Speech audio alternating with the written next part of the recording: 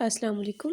आज हम लोग स्टार्ट कर रहे हैं थ्योरम 11.2। स्टेटमेंट है if two chords of a circle are equal then their correspondings arcs are congruent. Are of congruent circles, ये हम लोगों ने केस 2 में प्रूव करेंगे दो सर्कल्स को लेके, लेकिन जो स्टेटमेंट बाकी है उसको हम लोग प्रूव करते हैं। अगर उसका हम लोग कंपेयर फर्स्ट थ्योरम से करें तो फर्स्ट थ्योरम के अंदर हमें कॉर्ड्स जो थे वो गिवन थे कॉन्ग्रुएंट। इफ़ टू आर्क जो थी वो हमारे पास गिवन थी कि ये कॉन्ग्रुएंट है, हम लोगों ने कॉर्ड्स को इक्वल प्रूव करवाना था। यहाँ पे हमें कॉर्ड्स इक्वल हैं और हम लोगों ने आर्क्स को कॉन्ग्रुएंट प्रूव करना है, एक दूसरे के ऑपोजिट थ्योरम है। और आर्क जो हम कॉन्ग्रुएंट प्रूव करवानी है उसके लिए हमारे पास आर्क मेजर आर्क होनी चाहिए या माइनर आर्क होनी चाहिए या सेमी सर्कुलर होनी चाहिए। मेजर आर्क और माइनर आर्क का मेजर आर्क जो है वो हमारे पास बड़ी आर्क होती है और जो माइनर आर्क है वो छोटी आर्क को बोला जाता है। ठीक है, तो गिवन देख लेते हैं। सबसे पहले गिवन ये है a circle with centre O having two chords A and B. हमें गिवन है a circle with centre O having two chords A B and C D.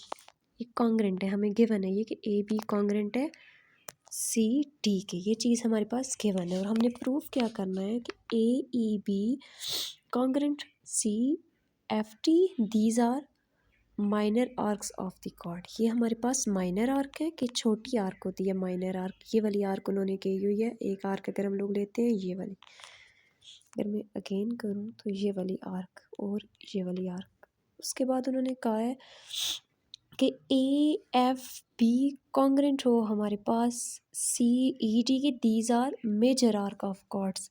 ये वाली आर्क हमारे पास यहाँ से यहाँ तक है एक आर्क, और दूसरी आर्क हमारे पास यहाँ से यहाँ तक है, ये मेजर आर्क है। इनको हम लोगों ने कॉन्ग्रुएंट प्रूव करना है।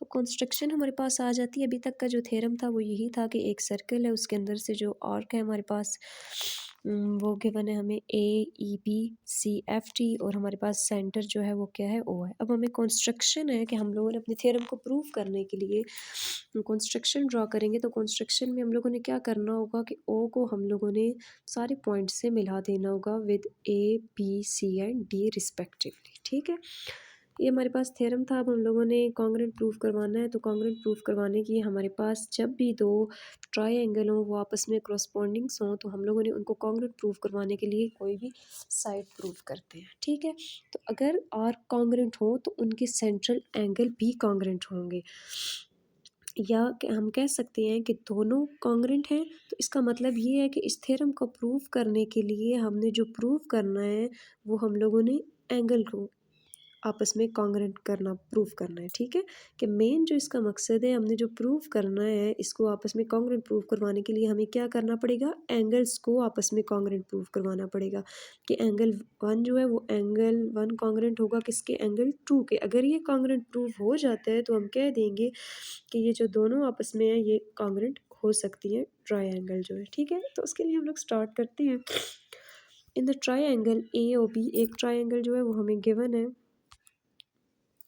ए ओ बी, और दूसरी ट्रायंगल जो है वो क्या गिवन है ओ सी डी, ये आपस में करस्पॉन्डिंग से। अब हम लोगों ने प्रूफ करने के लिए प्रूफ करनी है कि ओ ए, एक ट्रायंगल के अंदर से अगर मैंने ये वाले एलिमेंट लिया है ओ और ए, ये किसके कॉन्ग्रुएंट आ रहा है, दूसरी ट्रायंगल के ओ और सी के। ये क्या था, radii of the same circle. Previous theorem में भी हम लोगों ने डिस्कस किया था कि एक सर्कल है उसके अंदर से जितने भी उसके रेडियस होंगे वो आपस में कॉन्ग्रुएंट होंगे। तो इसके लिए ओ बी है, सेकंड ले लेते हैं ओ बी, तो इसके कॉन्ग्रुएंट हमारे पास क्या आ जाएगा, सेकंड ट्रायंगल का ओ डी। तो इसके बाद जो इसकी भी radii of the same circle हमारे पास इसकी रीज़न होगी। थर्ड कंडीशन आ जाती है हमारे पास ए बी कॉन्ग्रुएंट है सी डी के। इसकी कंडीशन हमारे पास हमने जो रीज़न है वो क्या देंगे कि ये गिवन है। क्यों हमने गिवन में ये कहा था कि गिवन है हमें कि जो कॉर्ड्स है, हमारे पास एक सर्कल है जिसका सेंटर ओ है, उसके कॉर्ड्स जो है वो हमारे पास इक्वल है, कॉन्ग्रुएंट है A B congruent C D के, ये हमें गिवन है। और हम लोगों ने इनको कॉन्ग्रुएंट प्रूफ कॉन्ग्रुएंट जो है वो प्रूफ करना है एंगल्स को। ठीक है, आर्क को प्रूफ करना है उसके लिए एंगल को प्रूफ करना लाजमी है हमारे लिए। तीनों प्रूफ हो गई हैं तो अब हम कह सकते हैं कि ट्रायंगल ए और बी, देखें अब करस्पॉन्डिंग से ये कॉन्ग्रुएंट में चेंज हो गया सिंबल, कॉन्ग्रुएंट आ गया ट्रायंगल COD। तो इसके रीज़न हमने साइड साइड साइड क्यों दिया, एक ट्रायंगल की भी साइड है साइड, दूसरे ट्रायंगल की भी साइड साइड साइड, इसके लिए हम लोगों ने इसके रीज़न दे दिया साइड साइड साइड।